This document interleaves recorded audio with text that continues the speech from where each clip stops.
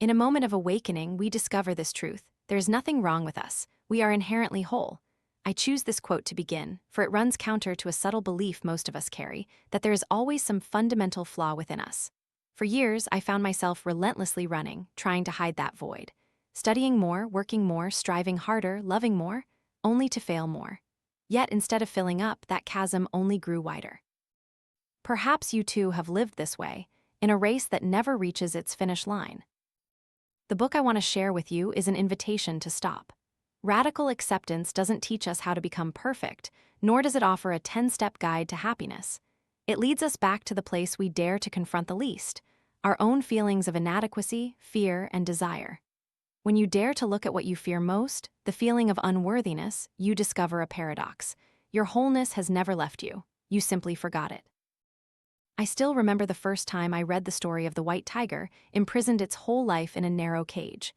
When finally released into a vast space, it still only circled the same small corner. I realized I was that tiger. So many opportunities out there, so much love right beside me, but I was trapped in a cage of judgment, self-doubt, and fear. And that cage wasn't built by anyone else, but by myself. But what truly connected me to this book isn't just that it points out the wounds, but how it opens a path to healing through stopping, through mindfulness, through compassion. Not compassion as a lofty virtue, but as a concrete action. Placing a hand on your chest, speaking a gentle word to yourself, daring to admit you are afraid, you are longing. So I want to ask you a question I myself have never stopped pondering. If tomorrow you woke up and stopped believing there was something wrong with you, how would you live differently? What would you dare to try that you've avoided for so long? How would you look at your family, friends, or lover if you knew that both you and they were already whole?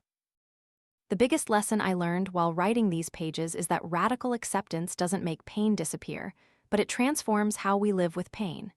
It doesn't turn the world into a paradise, but it gives us new eyes to see that even in suffering there is tenderness, even in fragility there is strength, even in cracks there is light.